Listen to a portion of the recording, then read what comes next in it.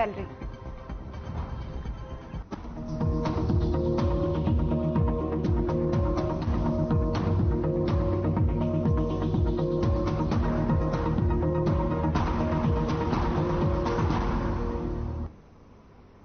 नमस्कार, स्वागत है आप सभी का हरियाणा की खबरों में। मेरा नाम है ज्योति।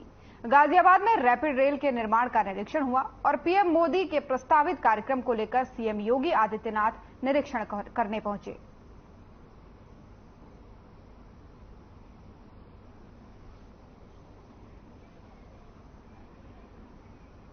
गाजियाबाद से आपको खबर बता रहे हैं, जहां रैपिड रेल निर्माण का निरीक्षण होना है और पीएम मोदी के दौरे को लेकर भी इस दौरान निरीक्षण हुआ। सीएम योगी ने यह निरीक्षण किया। निरीक्षण करने के दौरान की तस्वीरें आपको दिखा रहे हैं, जहां सीएम योगी पहुंचे हैं और इस दौरान रैपिड रेल निर्माण कार्य का निरीक्षण किया जा रहा है। साथ ही आपको बता दें कि पीएम मोदी भी यहां पर दौरे पर आने वाले हैं और उनके दौरे से पहले भी ये निरीक्षण महत्वपूर्ण माना जा रहा है। सीएम योगी के द्वारा यह निरीक्षण किया जा रहा है और साथ ही साथ रैपिड रेल निर्माण कार्य का भी इस दौरान निरीक्षण किया जा रहा है। तो गाजियाबाद से तस्वीरें आपको दिखा रहे हैं। सीएम योगी की यह तस्वीर है, जहां वो निरीक्षण करने पहुंचेंगे। पीएम मोदी का दौरा भी यहां पर होना है, जिसको लेकर भी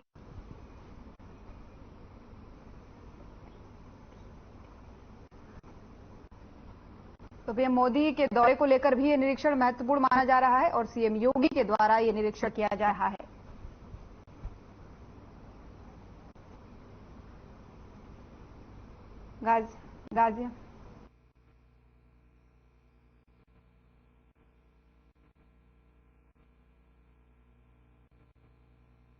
गाजियाबाद से खबर आपको बता रहे हैं। सीधे तस्वीरें आपको गाजियाबाद से दिखा रहे हैं, जहां रैपिड रेल निर्माण का निरीक्षण हो रहा है। सीएम योगी आदित्यनाथ ये निरीक्षण कर रहे हैं। तस्वीरों में आप देख सकते हैं, कई सारे नेतागण मौजूद है और साथ ही साथ सीएम योगी रैपिड रेल निर्माण कार्य का निरीक्षण कर रहे हैं। प्रेजेंटेशन इस दौरान दी जा रही है और कई तमाम सारे नेता भी इस दौरान बीजेपी के मौजूद हैं और उन्हीं सबके बीच में मुख्यमंत्री योगी आदित्यनाथ रैपिड रेल निर्माण कार्य का निरीक्षण कर रहे हैं।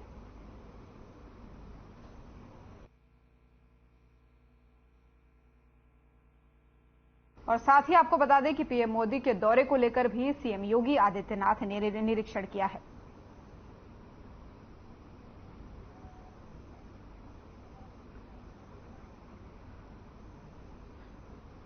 गाजियाबाद से आपको तस्वीरें दिखा रहे हैं, जहां पर रैपिड रेल निर्माण कार्य का निरीक्षण किया जा रहा है। सीएम योगी आदित्यनाथ उत्तर प्रदेश के मुख्यमंत्री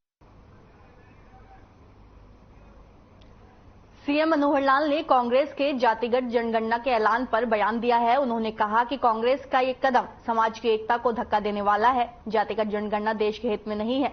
किसी ने भी जाति जनगणना की मांग नहीं की। सीएम ने कहा कि हमारी सरकार हमेशा ही जरूरतमंद परिवार को ध्यान देना रखती है। इसी के लिए परिवार पहचान पत्र योजना बनाई गई। उन्होंने कहा कि पहले की सरकारों में जहां बीपीएल परिवारों के लिए सालाना वार्षिक आय की सीमा 1,20,000 थी, उसे बढ़ाकर बीजेपी ने 1,80,000 किया है। इतना ही नहीं, आयुष्मान का दायरा बढ़ाया। 3 लाख आय वाले लोगों को इसका फायदा मिल रहा है। 55% लोगों को आज सरकार की तरफ से राहत दी जा रही है, जो उन्होंने नहीं मांगी थी। सरकार ने ऐसी नीतियां बनाई कि अब उन गरीबों के बच्चों को भी नौकरियां मिलती है, जिन्हें पहले कोई पूछता नहीं था।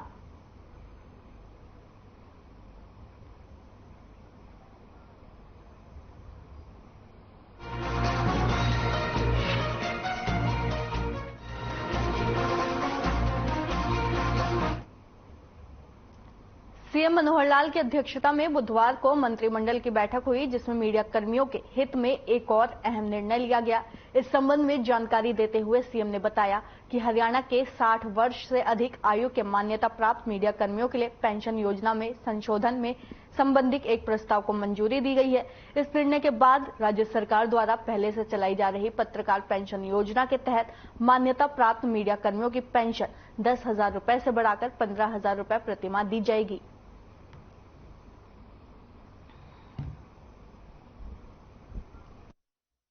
एक जो अभी बाढ़ आई थी, तो उस बाढ़ के समय क्षति बहुत हुई, खास करके अदर देन एग्रीकल्चर।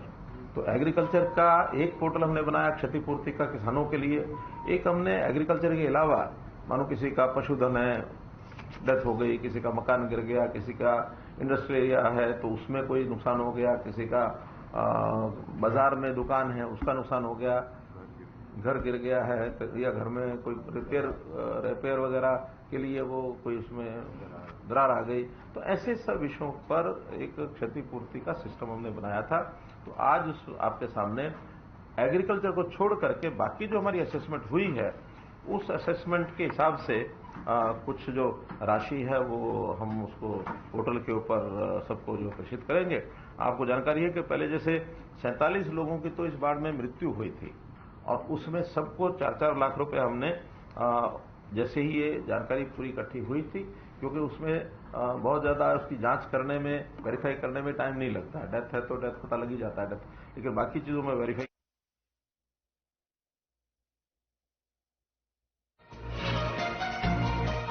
रोहतक स्थल बोहरमठ में कार्यक्रम का आयोजन हुआ। मूर्ति प्राण प्रतिष्ठा और देश मिला कार्यक्रम में संघ प्रमुख मोहन भागवत के साथ उत्तर प्रदेश के मुख्यमंत्री योगी आदित्यनाथ भी शामिल हुए। इस दौरान सीएम योगी ने कहा कि सनातन धर्म को मजबूती से स्थापित करना ही हमारा लक्ष्य है।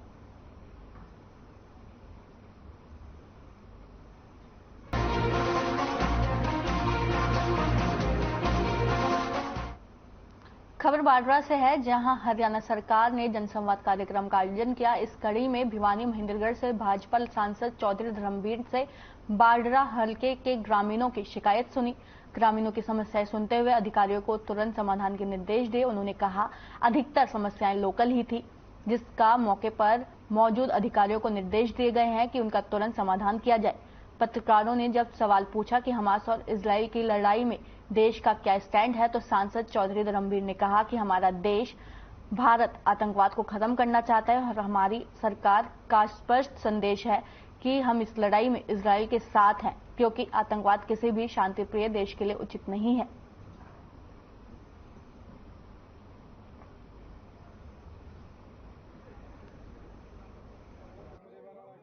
देखो, आतंकवाद किसी देश में हो, किसी प्रदेश में हो, आतंकवाद सबके लिए खराब है। इसलिए हमारे देश का स्टैंड सही है। अगर इसी प्रकार से हम आतंकवादियों को कोई भी देश बना देगा तो उसका रिजल्ट अच्छा नहीं रहेगा।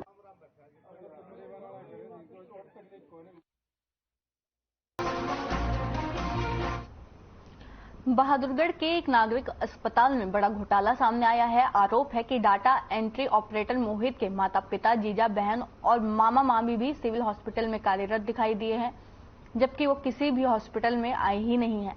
हॉस्पिटल में काम करने के लिए केवल डेटा एंट्री ऑपरेटर ही आता रहा। यहां तक कि हर महीने बनने वाली सैलरी स्टेटमेंट सीट पर भी सुपरवाइजर की जगह आरोपी की दस्तखत करता रहा। हाल फिलहाल में इसका खुलासा हॉस्पिटल के ही एक डॉक्टर की शिकायत पर हुआ है। फिलहाल इस मामले में जांच शुरू हो गई है और अब जांच के बाद ही खुलासा हो पाएगा कि घोटाला कितना बड़ा है।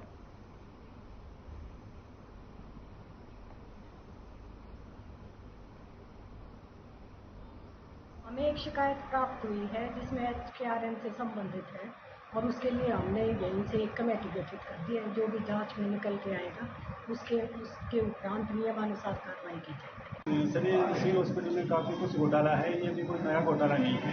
ये पिछले 4-5 साल से घोटाला चलता आ रहा है। इस घोटाले में क्या है सर कि बहुत से कर्मचारी हैं जो ड्यूटी पे तो नहीं आते लेकिन घर बैठे सैलरी लेते हैं। ये कर्मचारी ज़्यादातर एक ही फैमिली से बिलोंग करते हैं या उनके आपस में रिश्तेदार हैं।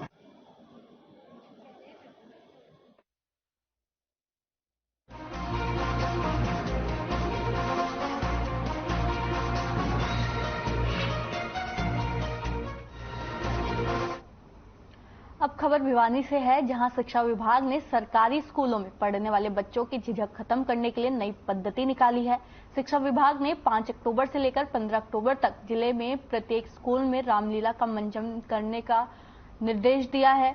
आपको बता दें कि बच्चों को किसी भी टॉपिक को धारा प्रवाह में बोल जाने के लिए प्रत्येक स्कूल में रामलीला का मंचन का आयोजन होगा। उस रामलीला के मंचन में बच्चे ही कलाकार के तौर पर शामिल होंगे।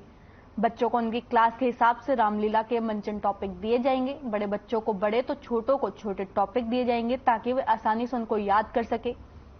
वहीं स्कूल के शिक्षक भी सरकार के इस फैसले को काफी अच्छा बता रहे हैं। शिक्षक सुनीता और सुनीता सांगवान ने बताया कि इस तरह के फैसले काफी उपयोगी साबित होंगे। बच्चों में धारा प्रवाह बढ़ेगा, साथ ही बच्चों में झिझक खत्म होगी, जिसकी वजह से वे ज्यादा से ज्यादा कामयाब हो पाएंगे। हमें एक शिकायत प्राप्त हुई है जिसमें HKRN से संबंधित है और उसके लिए हमने एक कमेटी गठित कर दी है। जो भी जांच में निकल के आएगा उसके उपरांत नियमानुसार कार्रवाई की जाएगी। अब खबर भिवानी से है, जहां शिक्षा विभाग ने सरकारी स्कूलों में पढ़ने वाले बच्चों की झिझक खत्म करने के लिए नई पद्धति निकाली है। शिक्षा विभाग ने 5 अक्टूबर से लेकर 15 अक्टूबर तक जिले में प्रत्येक स्कूल में रामलीला का मंचन करने का निर्देश दिया है।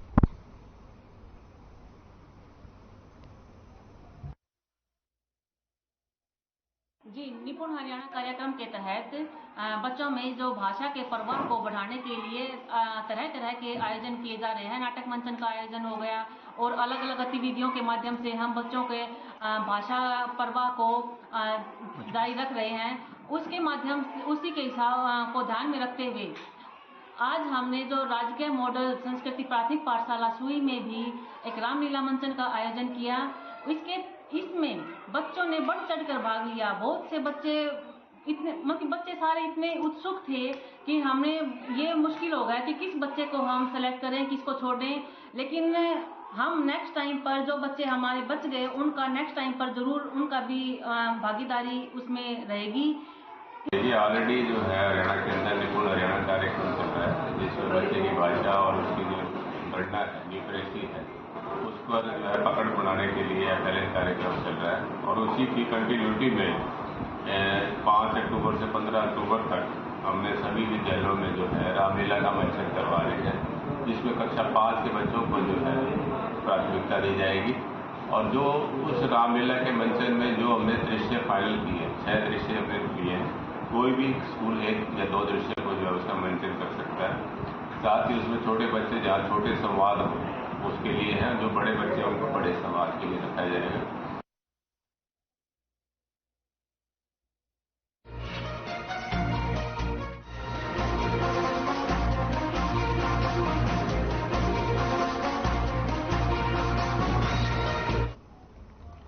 फरीदाबाद के रहने वाले नेशनल और इंटरनेशनल खिलाड़ी अब बदमाश बन गए हैं। दरअसल क्राइम ब्रांच की टीम ने 4 ऐसे आरोपियों को गिरफ्तार किया जिन्होंने बीते जुलाई 307 की वारदात को अंजाम दिया, जहां उनके कब्जे से 1 बलेनो कार, 5 पिस्टल, 1 देसी कट्टा, 1 राइफल और करीब 1 दर्जन जिंदा कारतूस बरामद किए गए।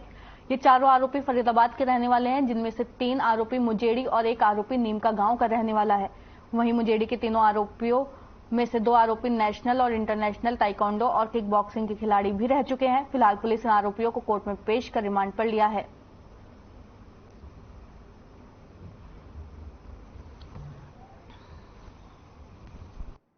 जिसमें 307 है।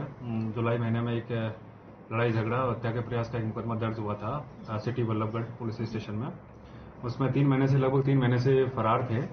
तो 4 मुलजिम हैं जो आरोपी हैं, उनको हमने गिरफ्तार किया है, जिसमें सोनू मुजेड़ी का रहने वाला है। इसके खिलाफ पहले से 13 मुकदमे दर्ज हैं और ये 5000 का इनामी भी है।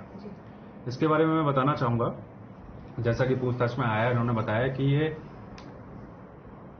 ताई कमांडो का प्लेयर है और ये इंटरनेशनल लेवल पर नेपाल में 2008 में इसको सिल्वर मेडल भी मिला था।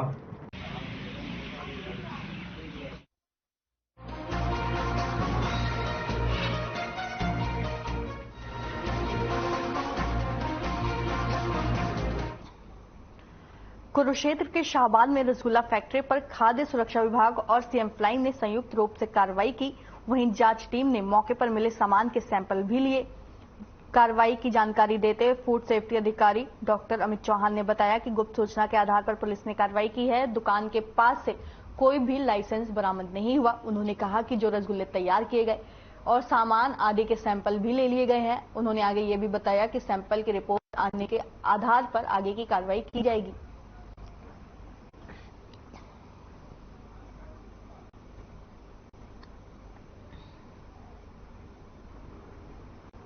शाहजहांपुर में सीएम फ्लाइंग की टीम के साथ खाद्य सुरक्षा विभाग की टीम ने रेड की है। रसगुल्ला फैक्ट्री यहाँ पे मिली है हमें। इस रसगुल्ला फैक्ट्री का कोई लाइसेंस अभी तक इन्होंने नहीं बनवाया हुआ, लगभग 2 साल से ये चल रही है। और यहाँ पे हमने 4 सैंपल लिए हैं अभी, जो हम लैब में भेजेंगे और लैब की रिपोर्ट के आधार पर जो भी एफएसएस एक्ट में जो कार्रवाई बनेगी वो उन पर की जाएगी।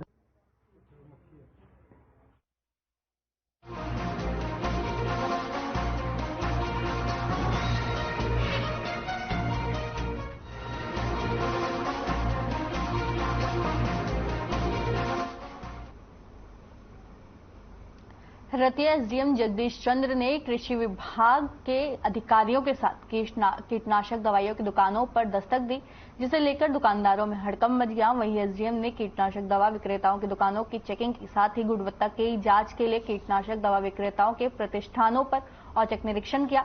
इसमें कई दुकानों से दवाइयों के सैंपल भी लिए गए और जांच के लैब में भेज दिए गए हैं। आपको बता दें कि एसडीएम ने यह बताया है कि कीटनाशक दवाइयों में किसी प्रकार की कमी पाई गई तो संबंधित दुकानदारों के विरुद्ध कार्रवाई की जाएगी।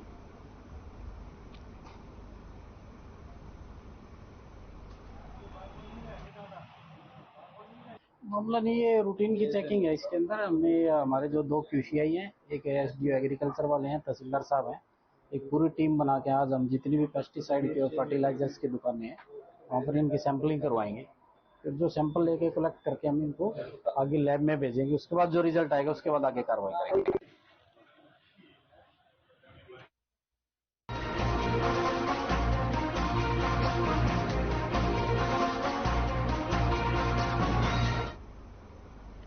खबर यमुनानगर से है, जहां लाजपत नगर में एक नवविवाहिता ने फांसी लगाकर खुदकुशी कर ली। बताया जा रहा है कि मृतक महिला की शादी 9 महीने पहले ही हुई थी। वहीं महिला पक्ष के मामले ने की सूचना पुलिस को दी और ससुराल पक्ष पर मृतका को दहेज के लिए तंग करने के गंभीर आरोप लगाए हैं। तो वहीं मौके पर पहुंची पुलिस ने परिजनों की शिकायत के आधार पर मामला दर्ज कर लिया है और आगे की कार्रवाई में जुट गई है।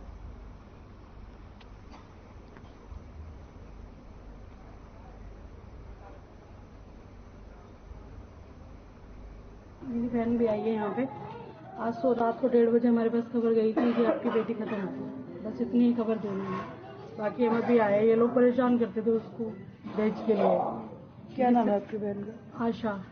कितना टाइम हुआ था शादी को? शादी को 8 महीने हुए हैं। आज 15 तारीख को 8 महीने हो जाएंगे। कहते थे कि हमारे पीरियड से कुछ आया नहीं है, छोटी वाली के पीरियड से ये आता है वो आता है। तो इनको फोन किया, इन्होंने रात को फोन मुझे किया कि भाई ऐसे बात है कि वो आशा खत्म हो गई है। तो कल उसका जन्मदिन था, तो हम तो अचंभे में रह गए। मेरे शायद मजाक कर रहे होंगे कि गलती से यूं कह रहे होंगे मर गई, आज जन्मदिन है तो कहेंगे मर गई।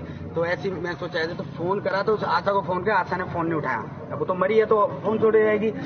विनय को फोन किया, इनने फोन नहीं उठाए। उसके बाद इसकी सास को फोन करा, उन्होंने नहीं उठाए। उसके बाद एंड में इसकी दौरानी को फोन किया मेरी वाइफ ने, तब काफी देर बाद उसने फोन उठा के उसने भी यही बताया है कि आशा खत्म हो गई है। अब उससे पूछा कि कैसे खत्म होगी, कह रहे ये नहीं पता, हम तो सारे नीचे थे, वो ऊपर कमरे में थी और वो जब विनय आया उसने उसे उठाया तो वो उठ नहीं पाई। तो उसको क्या में हम ले गए हॉस्पिटल उठा के, वहाँ डॉक्टर ने कह दिया आपने देर कर दिया। हमें सूचना मिली थी कि लाजपत नगर में एक लेडीज आशा नाम की लेडीज है कि उसने हैंगिंग कर लिया है। तो हम वहाँ पे मौके पर पहुंचे हैं, तो वहाँ से डेड बॉडी को रिकवर किया है और अभी उनके पेरेंट्स आए हैं। तो जैसी भी स्टेटमेंट आती है तो उसके अकॉर्डिंग कार्रवाई की जाएगी।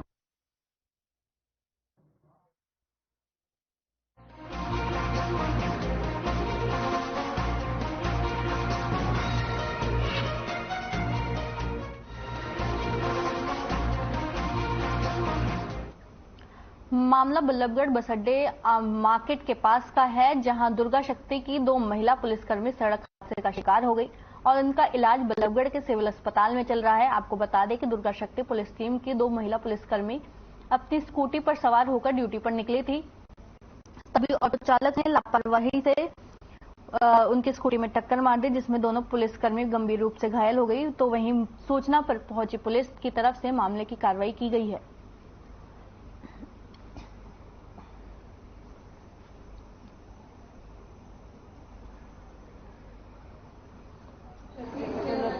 दुर्गा शक्ति बल्लभगढ़। आपको एक्सीडेंट हुआ है, कहाँ पे हुआ, कैसे हुआ था? खट्टा मार्केट में हुआ था। है जी? खट्टा मार्केट में। और बस कौन सी मार्केट? खट्टा मार्केट में हुआ था। अड्डा मार्केट, बस अड्डा मार्केट में। हाँ। ड्यूटी पे जा रही थी, कोई ऑटो वाले ने ना एकदम कट मार दिया। पीछे हम 2 लड़की बैठी थी, फिर एकदम हमारी स्कूटी पे टक्कर हो गई। मैं गिर। दोनों दुर्गा शक्ति में काम करते हैं आप? हाँ। वो बाहर गई है?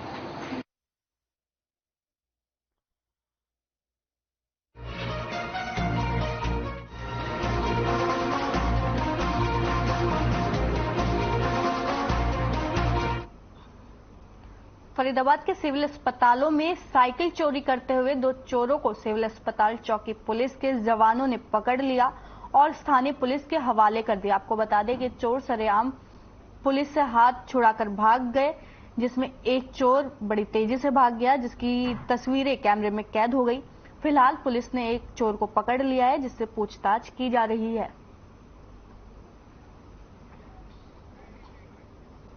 आपको बता दें कि फरीदाबाद से ये पूरी खबर है, जहां पर सिविल अस्पताल में साइकिल चोरी करते हुए 2 चोरों को सिविल अस्पताल चौकी पुलिस के जवानों ने पकड़ लिया और स्थानीय पुलिस के हवाले कर दिया, जिसमें एक चोर पुलिस का हाथ चुराकर भाग जाता है, जिसका पूरा वीडियो पास लगे सीसीटीवी में कैद हो गया है।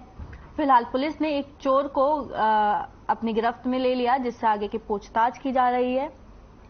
अब देखना यह होगा कि पुलिस पूछताछ में आरोपी कितने खुलासे करता है। हालांकि जो दूसरा चोर था जो भाग गया था, उसकी अभी कोई जानकारी नहीं लग पाई है। पूरा मामला आपको फरीदाबाद से बता रहे हैं, जहां सिविल अस्पताल में साइकिल चोरी करते हुए 2 चोरों को सिविल अस्पताल चौकी पुलिस के जवानों ने पकड़कर स्थानीय पुलिस के हवाले कर दिया।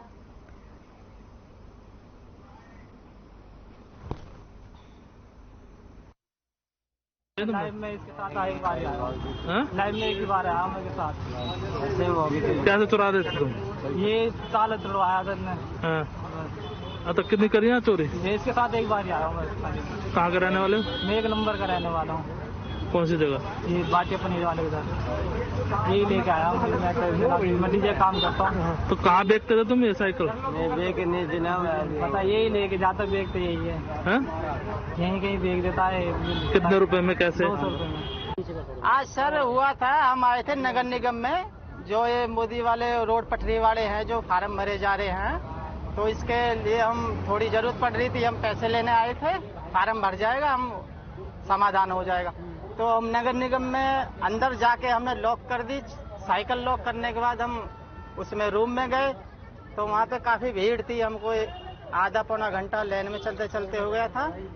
और बाकी हमने फिर उसके बाद अंगूठा लगाया, हमारा अंगूठा नहीं लगा, तो उसने बोला था भाई आप नहीं होगा, तुम्हारी उंगली घिसी पड़ी, आप कल लगा लेना या जैसे भी हो।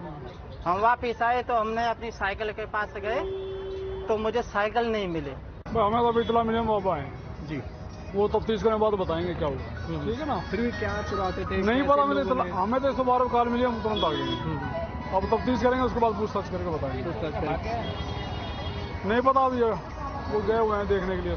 अभी एक चोर पकड़ा हुआ है, 2 बता रहे हैं कहाँ चला गया है, 1 भाग गया है। तो कितने पुलिसकर्मी आए हुए थे पकड़ने के लिए? 2। तो ये हाथ में से हाथ छुड़ा के भाग गए दूसरे चोर? नहीं पता, मैं आपके साथ ही आपने भंग कर रखे थे, इनके पूछताछ आप ही कर रहे थे, आपको ज्यादा।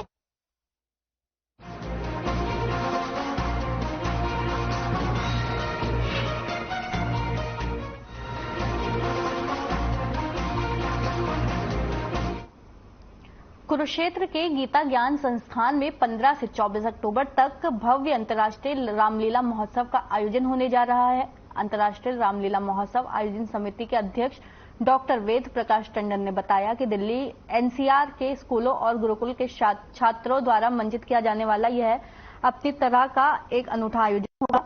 रामलीला मंचन का विभिन्न टीवी चैनलों पर सीधा प्रसारण घर घर पहुंचाने की भी व्यवस्था की गई है। इसके साथ ही उन्होंने ये भी बताया कि रामलीला में रामायण और महाभारत के उन प्रसंगों को भी प्रदर्शित किया जाएगा जो परस्पर समान है।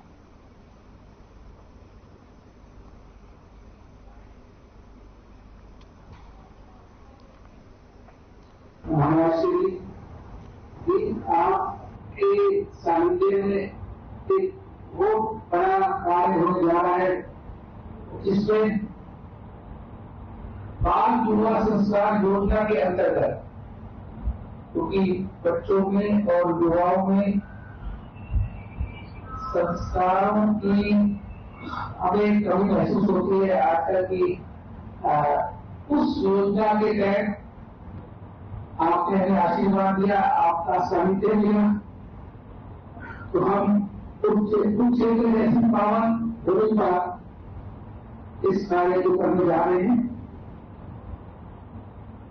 हमारे जो स्कूल के बच्चे हैं दिल्ली एनसीआर के और देश के गुरुकुल के बच्चे, वो इस रामलीला को रामायण का यहाँ मंचन करेंगे। और सबसे बड़ी बात है कि 6 से लेके 11 तक के बच्चे हैं, छोटे बच्चे हैं, तो मैक्सिमम बच्चा है 11 का है। उसके अलावा हमारे जो गीता ज्ञान संस्थानों के गुरुकुल हैं, उनके बच्चे भी इस रामलीला में भाग लेंगे। वैसे तो रामलीला महोत्सव के वर्षों में आपको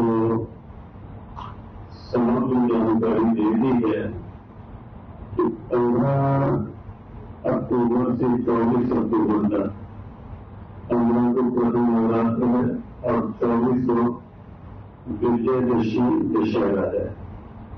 तो 15 से 24 अक्टूबर तक चलने वाला है ये रामलीला उत्सव यहाँ।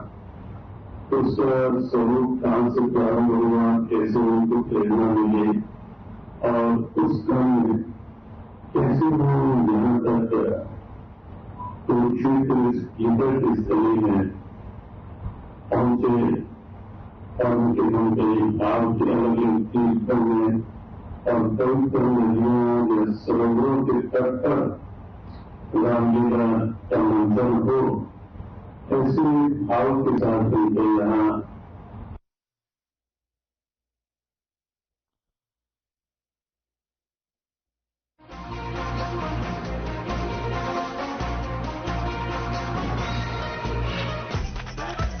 मैं क्या जी सब जानते हैं।